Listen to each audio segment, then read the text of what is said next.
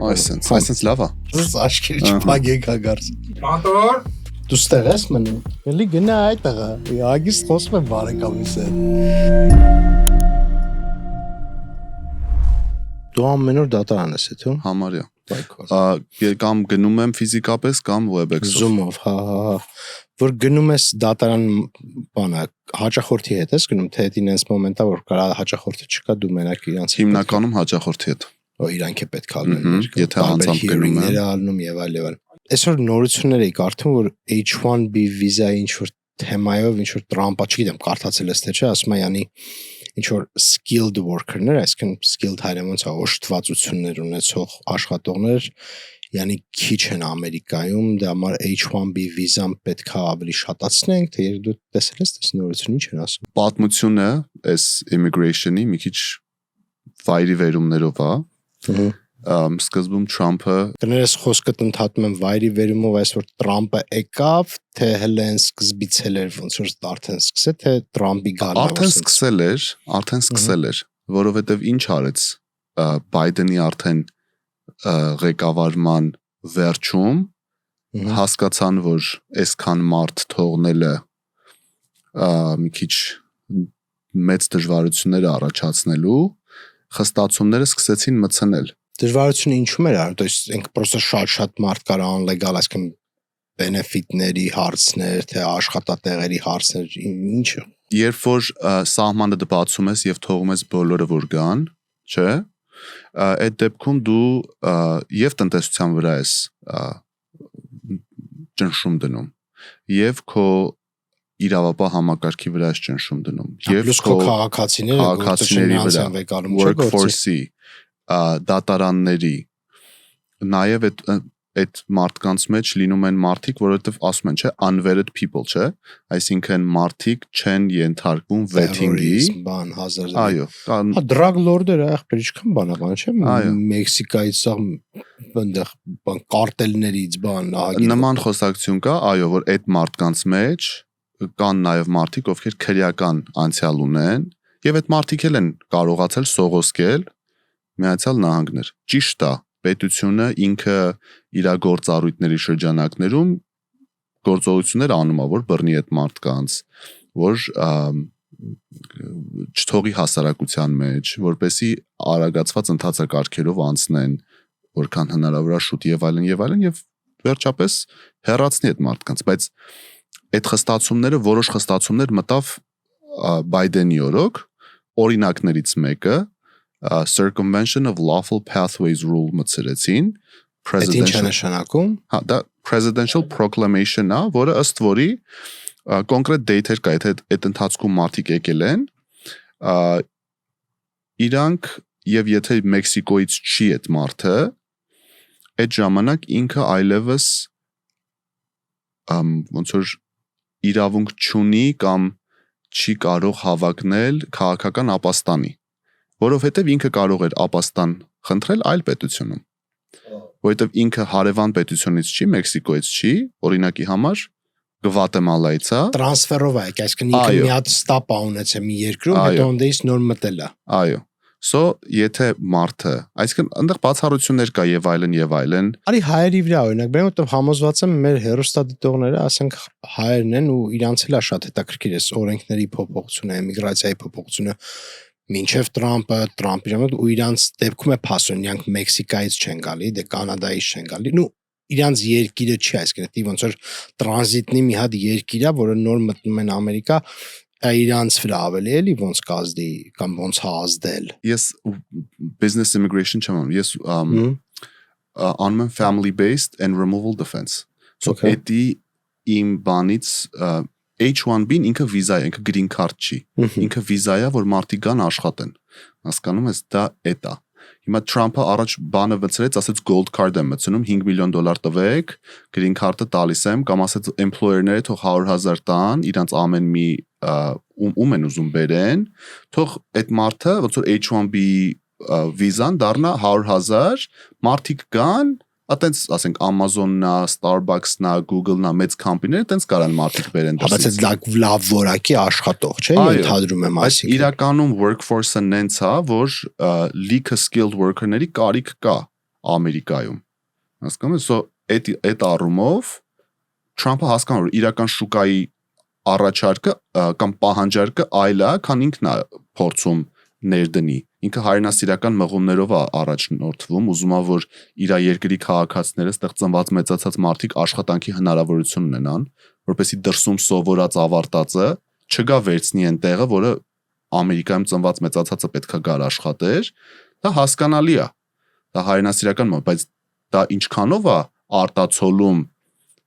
շուկայի իրական պահանջարկը, այդտեղ արդեն չի համընկնում մեկը մյուսին։ Դրա համար ժամանակ առ ժամանակ ինքն էլ է կոպիտ ասած ետ քայլանում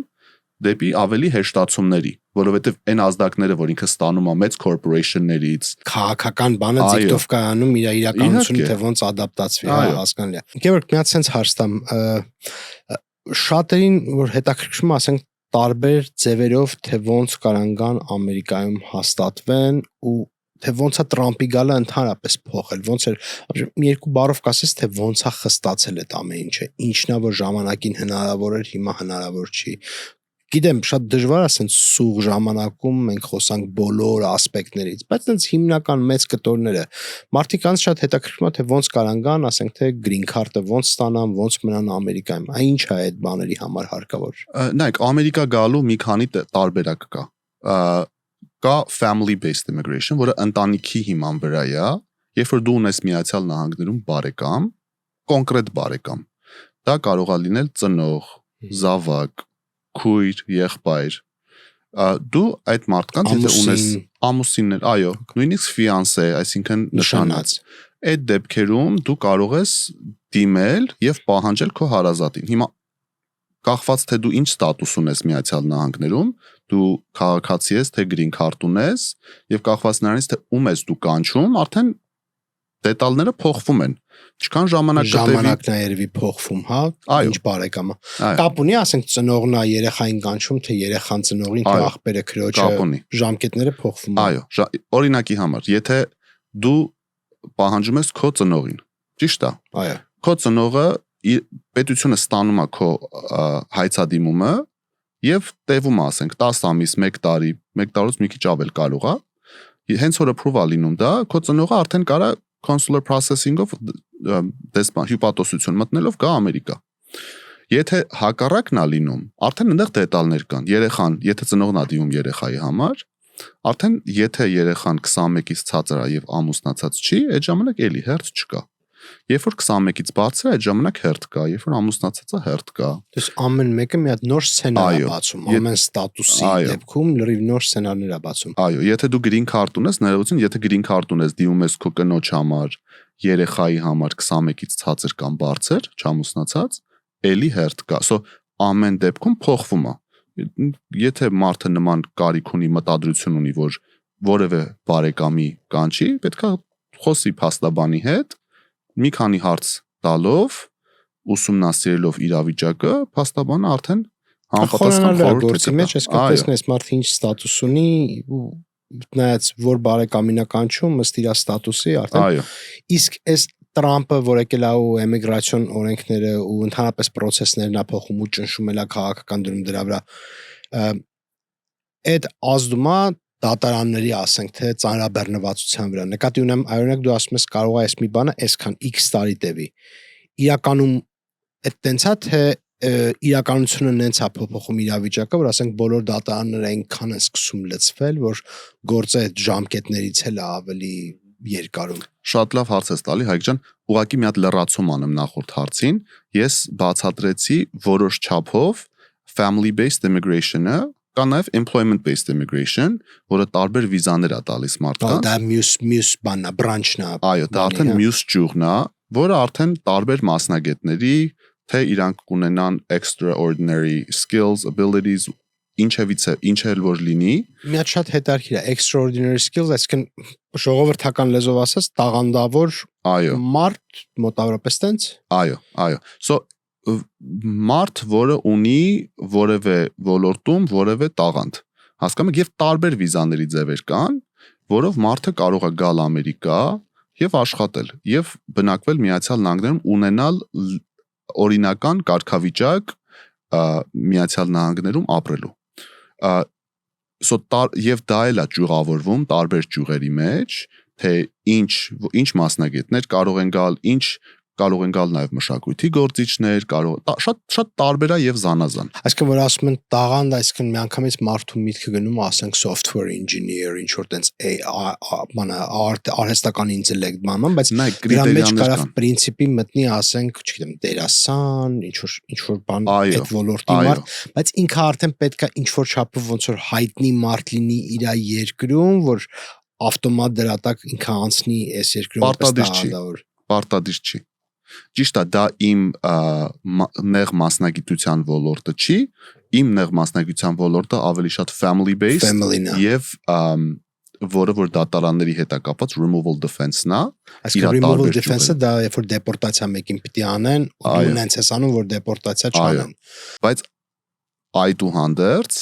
ճյուղավորումը բազմազան է employment based immigration-ի եւ դա կարելի է մի ամբողջ հաղորդում դրան նվիրել, բայց ուզում եմ ձեր հարցին պատասխանեմ Թրամփի բերած խստացումների եւ դատարանների վրա, դա ինչպես էր արտացոլում։ Հիմա բազմաթիվ кейսեր կան, որոնք ժամանակի ընթացքում դատարանները փակել են, dismiss են արել։ Ինչ է դա նշանակում։ Ասում է եղբայր, դու Ամերիկայում ես անօրինական, ես քեզ ստատուս չեմ տալիս, բայց չեմ էլ քեզ վտարում երկրից, գնա ապրի։ Հասկանում, բայց աշխատանքի իրավունք만 չի տալիս։ Кейսը փակել է, dismiss արել։ Թրամփը եկավ, լիքը այս кейսերը, որոնք փակվել է, վերաբացեց, ուղարկեց դատարան։ Որ դեպորտ անեն։ Հասկանում եք, որ դեպորտ անեն։ Հիմա դատարանները սկսեցին ծանրաբեռնվել, դատավորները օրեկան երևի թե մինիմում 2, սովորաբար 3 նույնիսկ դատական լսում էին դնում մեկ օրվա նույն ժամին։ Դատական լսումները սովորաբար լինում են առավոտյան կամ ցերեկը։ Մի դատավորը միևնույն ժամանակահատվածում այս մեկը լսի, հետո արագ հարցը լուծի, մի հատ մյուսին կանչի, տենց։ Չէ, ինքը դատավորները ինչ էին անում, schedule էին անում, ասենք 2-3 hearing, տարբեր кейսեր նույն ժամանակում, որպեսզի հանգարց որ մեկը չշարունակվի, ինչ որ մի առումով ուրիշ լուծում ստանա եւ վերջանա, դատավորը օր եւ ժամ չվատնի մյուս кейսերն լսի։ Հասկանում եք, որպեսզի ժողովրդի լեզվով ասած ժամանակի պրոմող չլինի։ Հա։ So այդ է լինում։ Հիմա տրենդը այլ է։ Վերջերս դուրս ա եկել մի հատ ամերիկան նախադեպային իրավունքի հիման վրա ստեղծված իրավական համակարգ ունի, դուք եք փաստաբան գիտեք, Հայկ ջան, վերջերս BI-ի case դուրս եկավ, matter of HAAV, այդ case-ը ասում է, եթե case-ը վերցնենք case-ը, չէ, on its face, երբ որ նայում են case-ը most favorable to the respondent, չէ, բոլոր փաստերը նայենք իօքուտ դիմորդի այն լույսի ներքո, որը ամենացանկալին է դիմորդի համար։ Այսինքն ինչ որ կոպիտ ասեն, ինչ որ ինքը ուզում է որ իր ուզածով լինի, հա, այդ փաստերը այդ ձևով եթե նայես։ Այո, եթե նայես, եթե դատավորը որոշի, որ prima facie ինքը eligible չի, այսինքն իր գործի երեսի վրա eligible չի, այսինքն չի հավակնում asylum-ի withholding-ի։ Այդ դատավորը կարա ուղղակի pretermitani application, այսինքն cancel-անի application, ասի ես pretermit եմ անում, քեզ deport եմ անում եւ ունես 30 օր։ Այսինքն այդ իրավունքը արդեն դատավորին է տրվում, որ դատավորը կարա ունենա արդեն իր հնարավորությունների մեջ ինքը կարա այնտենց որոշում կայացնի։ Այո։ Հա, հիմա տրենդը դա է։ Դատավորը ասում է, նայ ասում է, այն ինչ որ դու ինձ պետք է 4 ժամ պատմես, ես հավատում եմ քեզ։ Այն ինչ որ պետք է չգիտեմ, քո էքսպերտները գան ասեն, դրան էլ եմ հավատում։ Այն մյուս ամեն ինչ հավատում եմ։ Ինչ որ գրել ես քո application-ի մեջ, քո դեկլարացիայի մեջ, ամեն ինչ հավատում եմ։ Կվալիֆիկացիա չունես որպես չես հավակնում, որ ապաստանին qualify լինես, այսինքն ապաստանին բան չես, հենց qualified մարդ չես, այսքան մեր լսողները գիտեն այդ ինչա նշանակում։ Ասում եմ, այդ է։ Որոշմանս հետ դեմ ես, որոշմանս հետ համաձայն չես, ապելացիա կարաս տաս 30 օրվա մեջ ապելացիա կարաս տաս եթե չես տալիս իմ որոշումը մտնում է ուժի մեջ։ Մարդիկ ովքեր դեպորտացիայի, այդ տիպի դեպորտացիայի sense եզրին են կանգնած, դատարանը որոշեց, ասեց, okay, դու, ոչ մի դատավորը որոշեց, ասեց դու ըստ այդ ձեր կատեգորիաների qualify չես անում դեպորտացիա։ Դու միանգամից կարողանում ես apply-անես ապելյացիայի 30 օրվա ընթացքում։ Այսինքն որ ասում եմ դեպորտացիա, այդ մարդուն հենց այդ դատարանից չեն վեկալում ու տանում аэропort, չէ, չեն վերցնում, մարդը 30 օր ունի։ Նա 30 օր ունի դիմելու, որպեսի ապելյացիա լինի, որպեսի ապելյացիոնի դատարանը լսի։ Նաև, բայց միակ remedy-ն դա չի։ Նաև կարող ես դիմես motion to reopen անես, այսինքն դու ոչ թե ապելյացիա անես վերին դատարան, դու դիմես նույն դատավորին, նույն դատարանում, ասես նայ քո որոշումը սխալ էր, այսինչ պատճառներով motion to reopen ես անում, այսինքն հայց ես ներկայացնում, որպեսզի վերաբացի case-ը։ Եթե ինքը այդ case-ը վերաբացում է ու էլի իտոգը վերջում տալիս է ոչ քո ուզած ձևով, էլի հնարավորություն ունես ապելյացիայի։ Այո։ Այսինքն սկզբից զուտ հաճախորդի տեսանկյունից ստրատեգիապես ավելի ձեռատալի մի հատ case-ի մեջ մտածես ինչ որ բան, մի հատ սկզբից տենց դիմես, տենց ժամանակը ձգես, որ մարդը կարողանա մնա երկրում, հետո տանես ապելյացիոնի։ Նայեք, հանգամանքներից է կախված, մենք որպես փաստաբան, ինչպես գիտես, Հայկ ջան, մենք պարտավորություն ունենք մեր մասնագիտությանը, ճիշտ է, որպեսզի լինենք մաքուր եւ ճիշտ մեր մասնագիտության առաջ, այո, արդար, եւ մեր գործողություններով չենք կարող, իրավունք չունենք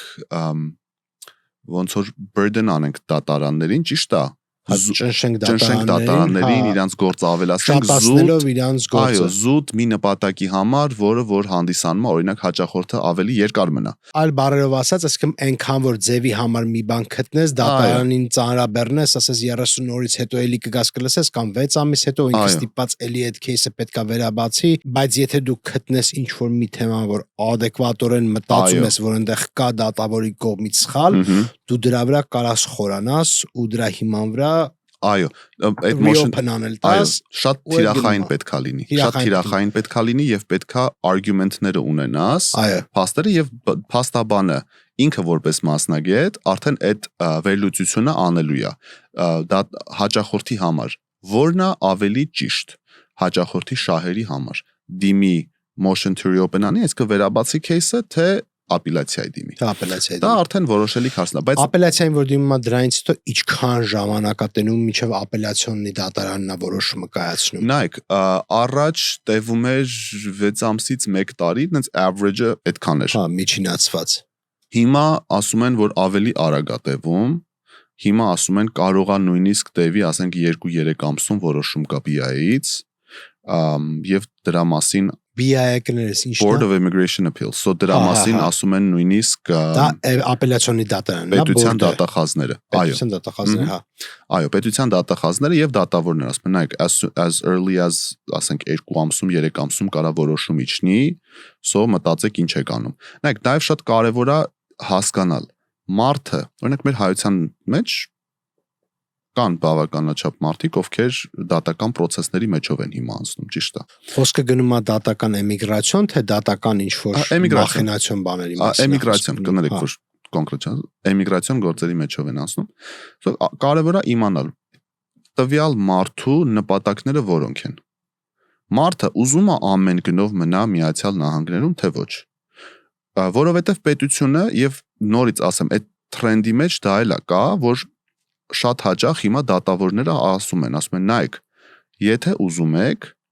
կարող ենք տալ voluntary departure։ Ինչա դա Իրանից ներկայացնում։ Voluntary departure։ Այո։ Հոժարակամ գնացեք, թողեք գնացեք։ Ասում են, նայեք, եթե ընտրեք voluntary departure, դեպորտացիայի որոշում չեմ կայացնում ես։ Դա պլյուս է ձեզ համար, որովհետև հետո որ ուզենաք Ամերիկա գաք, դեպորտացիա չունեք, որովհետև դա բար է։ Այսինքն եթե դու դեպորտացիա ունես, դա սահմանափակում է, չես կարող գաս հետ։ Չես կարող գաս որոշ ժամանակով, էդ իր տեղերը ունի, այո։ So ասում է, դա չես ունենա, մենք քո տոմսը կառնենք եւ $1000 փող քեզ կտանք։ Եվ ժամանակ կտանք, ասենք 120 օր, 150 օր, որպեսզի դու քո գործերը կազմակերպես, ասենք ինչ որ բան ես ծախում, ինչ որ բան ես։ Ու ռեկորդիդ մեջ չի գրվում, որ դու դեպորտ ես արվել, բայց դու հանգիստ գնում ես հետ։ Այսինքն վաղը մյուս օր ուրիշ այլ առիթով եթե դու ուզենաս գաս Ամերիկա ու ենթադրում ենք, ասենք, սցենարն այնցա որ լիքը կրիտերիաներով համապատասխանում ես, ասենք, թե չգիտեմ, գնում ես քո երկիր, լավ փող ես աշխատում, ուզում ես տուրիստ գաս Ամերիկա, այնտեղ չի գրվում, որ դու դեպորտացիա ես, հա, voluntary departure դու գնացել ես։ Այո, դա պլյուս է։ Հիմա դա երաշխավորում է, որ քեզ թողելու են այլ բարեր չես ունենալու։ Չէ, իհարկե ոչ։ Չեմ կարող ասել, դա դժվար է ասել, որովհետև դու վերջապես անօրինական մուտք ես գործել Ամերիկա, կարող է այդ ընթացքում խաբել ես, ասել ես, որ դու Ամերիկայի շատ բաներ կա, հարցեր կա, որոնք ֆակտորներ։ Այո, այս սրանով քեզ չմերժեն, այլ բանով կարող են մերժել, դրա համար ամեն кейսը տարբեր է, բայց դա մեծ պլյուս է, որ դու դեպորտացիան չունես նախորդ prior order of deportation չունես։ Okay, so այդ պլյուսը այնտեղ գրվեց։ Այո։ Գևոր, դու զբաղվում ես, ես ոնց հասկացա, շատ family immigration, այսինքն երբ որ ընտանիքները դիմում են իրենց այլ ընտանիքի անդամների համար, որպեսզի իրենց բերեն այստեղ, դու զբաղվում ես removal-ներով, այսինքն մարդիկ ովքեր դեպորտացիայի արդեն բերան են կանգնած, то есть դու գնում ես, ընդ արդեն պետքա փորձես համոզես, որ այս մարդուն դեպորտացիա չանեն, որը ոնց որ բացատրեցիր, երևի ընդ մի քանի ուրիշ բան է կարող ակա կամ չկա, կամ այնտեղ երկու ոնց որ ճյուղ է գնում, կամ դեպի ապելյացիոնի դատարան, որ ապելյացիոնի դատարանը վերանայի այս դատարանի որոշումը, կամ թիրախային մի բան ես գտնում, ես դատավորին ասում ես այստեղ դու ինչ որ sense սխալ ես արել կամ արգումենտը սխալ է, հələ մի հատ է վերանայի։ Նայեք, ընդհանուր առմամբ այն ինֆորմացիան ինչ որ տվեցի, շատ ճիշտ summarize արեցիք, Հայկ ջան, շատ ճիշտ summarize արեցիք, բայց ինչպես գիտեք, immigration law-ն ամենածավալուն եւ complex բարդ բնագավառներից մեկն է, առաջինը համարվում է tax law-ն, երկրորդը համարվում է immigration law-ն։ Հարկային իրավունքը ու հետո immigration իրավունքը։ So հիմա նայեք, եւ immigration law-ն ինքը քանի որ շատ կախված է այսօրվա դրությամբ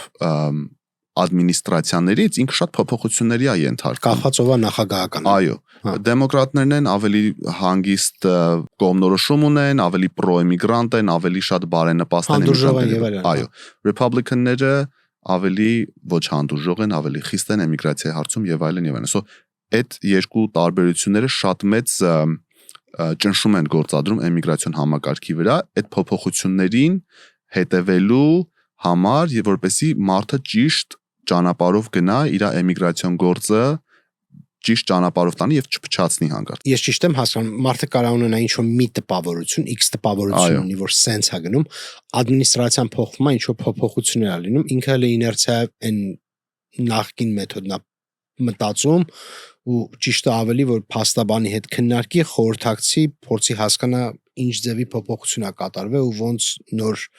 մոտեցումը ոնց։ Այո, նայեք, նույն օրինակը, որ մարդկանց кейսերը dismiss են, չէ՞ արել։ Հիմա հետ են բերում դատարան, reopen են անում մարդկանց кейսերը, DHS-ը ասում է, որովհետև without prejudice, ասենք որպես փաստան,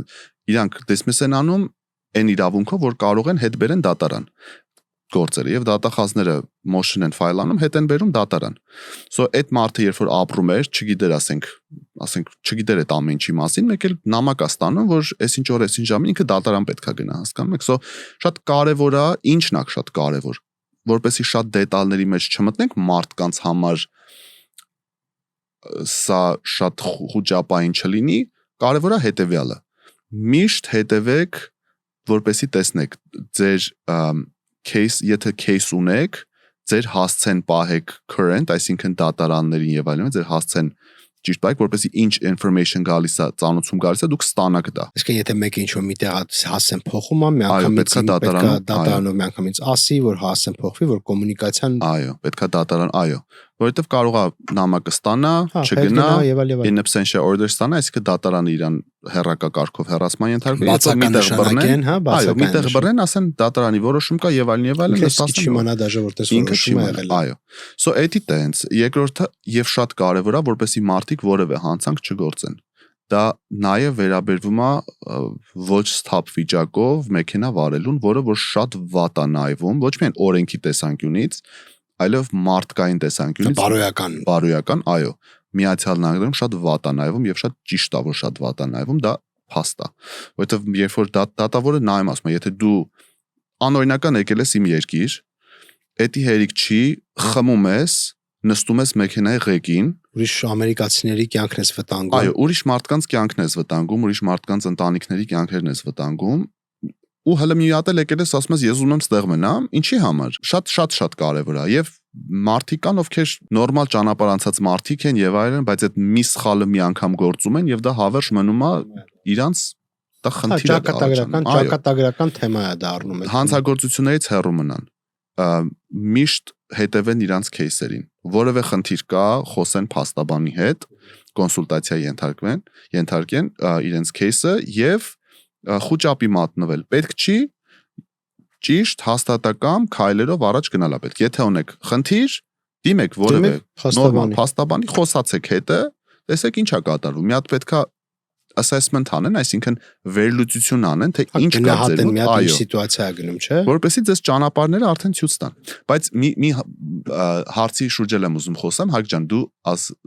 որոշ չափով փորձեցիր նկարագրել, շատ ճիշտ նկարագրեցիր այդ ճանապարհները, բայց մի հետաքրքիր բան էլ կա։ Մարդ կա, որը որ դեպորտացիայի շեմին է, բայց ինքը գրին քարտ է ունեցել։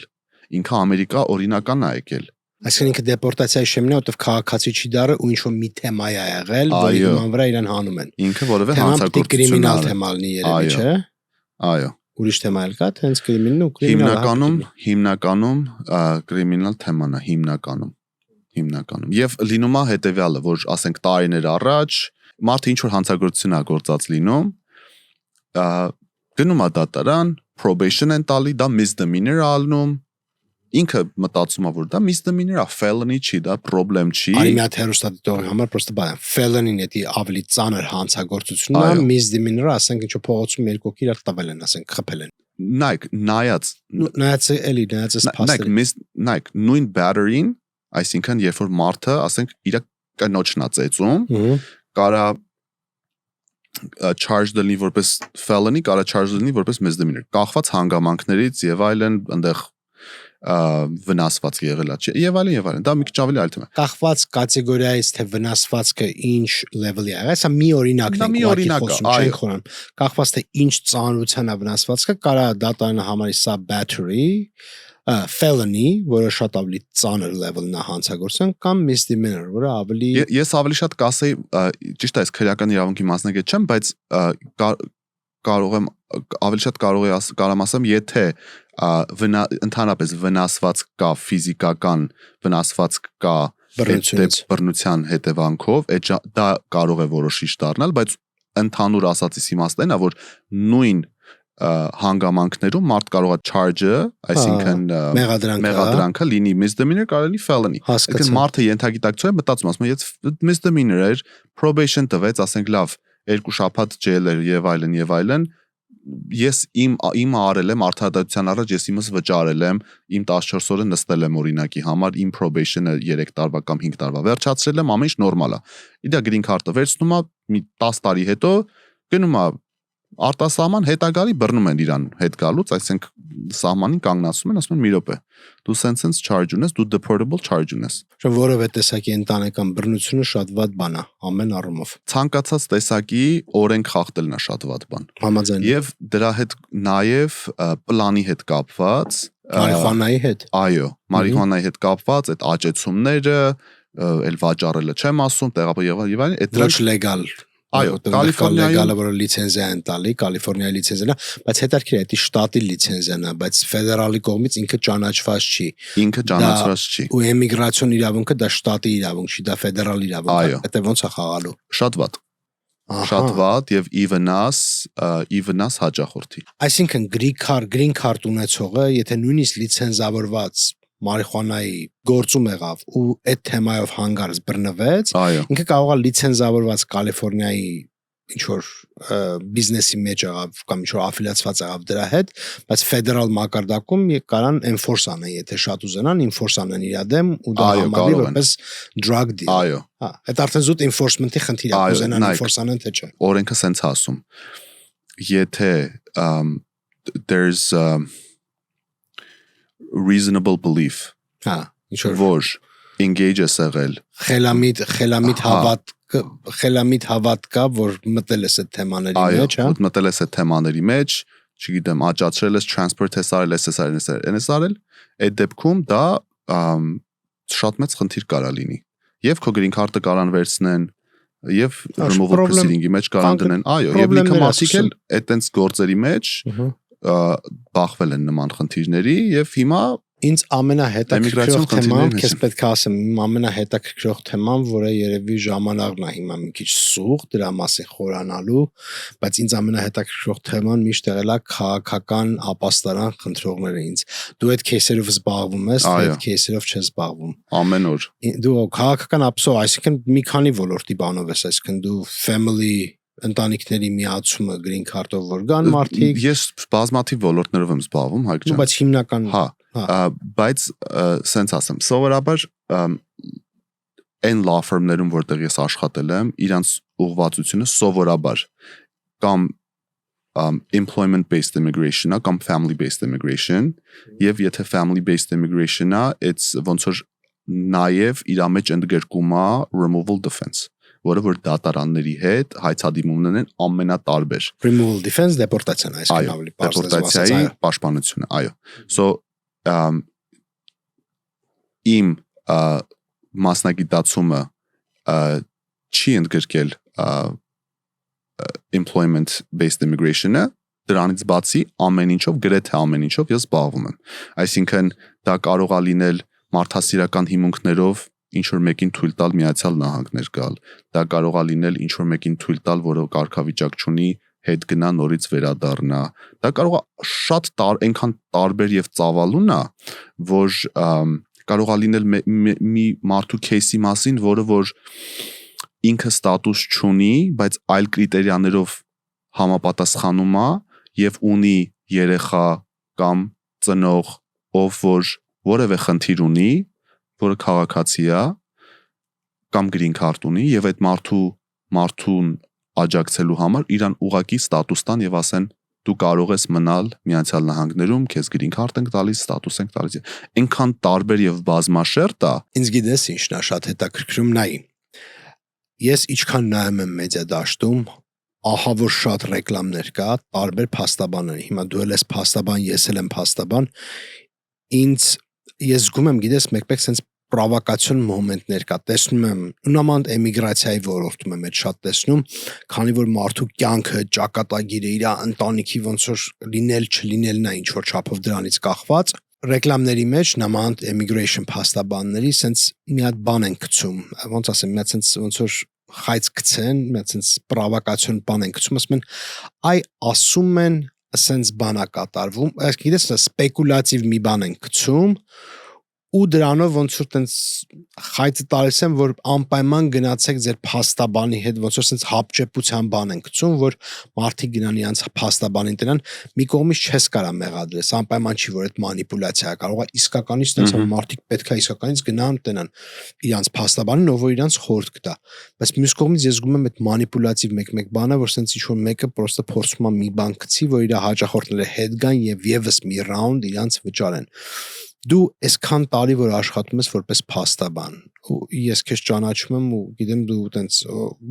բարոյապես ինչքան մաքուր մարդ ես ինձ մի բան է շատ հետաքրքրում դու եթե խորհուրդ տայր կողքից ու ասենք թե էմիգրացիոն փաստաբանի խորհուրդներ ընդհանրապես ուրիշ փաստաբանի կամ вообще ուղակի հենց խորհուրդ տայր թե ոնց փաստաբանին ընտրեն մարդկանց ոնց կասեր, իրենք ոնց հասկանան, այս մարդը լավ փաստաբան է, թե վատ փաստաբան է, մանիպուլատիվ է, թե ասենք իսկականից հոգատար, բարեխիղճ, ինչ որ խորհուրդ կարաս տաս մարդկանց։ Նայ Հայկ ջան, շատ դժվար է այդ դեպքում խորհուրդ տալը, ինչի, որովհետև շատ խաբուսիկ կարա լինի մարդու տպավորությունը։ Մարդ կարող է գնա հանդիպի փաստաբանի հետ կամ որևէ մասնագետի հետ։ Թվա թե ամեն ինչ լավ է, փաստաբանը քո ընկերն է, ամեն ինչ ասում է եւ խոսում է իօքուտ քեզ։ Ճիշտ է։ Բայց հետո ժամանակի ընթացքում այդ կարծիքը փոխվի։ Սովորաբար ինչ եմ ես լսում այլ մարդկանցից, այլ հաճախորդներից, որ փոխվում է։ Ասենք գնում են, կոնտրակտը կազմում են, ես էմիգրացիայի մասին չեմ, ընդհանրապես որևէ մեկին, որը կամ որևէ ոլորտ չթիրախավորենք, որ փոխվում է, կոնտրակտը կազմում են, հետո փոխվում է, այսինքն հարաբերությունները փոխվում է, հետո դժվար է լինում փաստաբանի հետ խոսել, եւ որը նաեւ դա էլ է հասկանալի, որտեղ փաստաբանը դատարան է գնում, փաստաբանը գործ է անում, փաստաբանը legal research է անում, փաստաբանը գործ է ստուգում, ինքնագործ լիքը գործ է անում, բայց օրվա վերջում այդ պատասխանատվության զգացումը որ փաստաբանը պետք է կապը իր պահի հաճախորդի հետ։ Դա պետքա լինի, ազնվությունը պետքա լինի, ինչ որ գումար ես գանձում, այդ գումարը պետքա rational լինի, այսինքն ռացիոնալ լինի։ Հասկանում ես, ես չեմ ասում պետքա քիչ լինի այդ գումարը կամ շատ լինի, բայց ճիշտ խելքին մոտիկ լինի, քո կատարած աշխատանքի դիմաց եւ այլն եւ այլն, այն ժամանակը, որ դու ծախսում ես, չէ՞ որ փաստաբաններն էլ են disbarrel-ում unconscionable fear charge անելու համար, այսինքն չափից դուրս գումարներ charge, այսինքն ամեն ինչը նորմալ բաներ է սկսում չարան։ Ամեն ինչը ռացիոնալի մեջ պետքա լինի, այսինքն մարդը ոնց ընտրություն կատարի։ Պետքա նայի այդ մարդու անցած ճանապարհ track record-ը ինքը իր հաճախորդների հետ ոնց է վերաբերվել, եթե review-ներ կան նայի, եթե այդ մարդը գիտի այլ հաճախորդներ եղել են, որ իր մոտ հարց ու փորձան։ Հետո կոնսուլտացիայի գնա, տարբեր մարդ անպայման չի մի մարդու մոտ գնաս եւ այդ մարդու հետ կոնտրակտ կազմես։ Հա, գնաս մեծ հասկանաս։ Գնաս հասկացի, մեկը պեսիմիստ է շատ, մեկը շատ օպտիմիստ է, մեկը ռեալիստ է, մեկը սենցա, մեկը նենցա։ Չէ, էներգիան է պետքա բռնի։ Այո, հետո գիտեք ինչ, Ամերիկայում լիքը են դարակազմիկ են ինովացիաներ, քայլեր, որոնք շրջել են մարդկության այդ անիվը դեպի այլ կողմ, սովորաբար gut feeling-ով են, քո ներքին ձայնով են շարժվել մարդիկ, այո, այդ ներքին ձայնով են, այդ հաշվարկները բան մի կողմ են, հաշվի են առել մի կողմ են, բայց մարդու ինտուիցիան ինչ է ասում, դա էլ է շատ կարևոր, դա էլ պետք չի արհամարել, հասկանում եք, եւ դա է։ Ինձ մոտ իմ բնական դες էմիգրացիոն փաստաբան չեմ, իմ բնակավարում օրինակ ես իմ թիմը, դες իմ թիմը ունեմ, որ մոտավորապես 140-ից 150 հաճախորդներով, իմ book of work-ն է իմ հաճախորդների, իմ մոտ ես շաբաթը 1 կամ 2 անգամ համարյա բոլոր հաճախորդներիս հետ ես անձամբ խոսում եմ։ То есть ես իմ աշխատողները անպայման իրանք են, եթե պետքա կապ պահում, բայց ես միշտ իրանց հետ կապ եմ պահում, ես զգացել եմ, թե իրանց ինչքան հանգստություն է տալի, ինչքան վստահություն է տալի, որտեվ հիմնականում որ շատերի մեջ շատերի հետ խոսում եմ, լսում եմ, ասում են փաստաբանները զանգերին չեն պատասխանում, չեն ուզում կոմունիկացիայի մեջ, ինչ-որ մի հատ ասիստենտի ասում են հետները խոսա։ Իմ մոտ տենց ոսկե օրենք աշխատողներից ասել եմ, կլիենտը զանգեց 24 ժամվա մեջ պետքա հետ զանգես, 24 ժամվա մեջ պետքա պատասխանես email-ին, ու ես ինքս համոզված եմ, որ գոնե շաբաթը առնվազն 1 անգամ, բայց փորձում եմ 2, իհարկե 150 կլիենտի տես չես հասնի, բայց իմ մոտ նենցա չորովա օրենք դες, որ հայ իրանց հետ կոմունիկացիայի մեջ եմ, ու այդ այնպես լավ վստահություն է տալի։ Դա շատ ողջունելի է։ Մեկ իրանց է տալի վստահություն, մի հատ ուրիշ կայֆ մոմենտ է կա, որ դու էլ ես sense հավաքվում, դու էլ գիտես, որ այս մարդու ասենք թե գործը քո մոտ է, այդ պատասխանատվությունը որ պետքա հասնես տեղ կրես, համ քո հաճույքի համար, համ հաճախորդի ոնց որ այդ պատասխանատվության համար, որ իր իրավունքները ներկայացնես։ Այո, հետո շատ կարևոր է, շատ ողջունելի է, հետո շատ կարևոր է, որ դու գիտես այդ кейսի հետևում կոնկրետ այդ մարդը ով է, իր ձայնը գոնե լսել ես։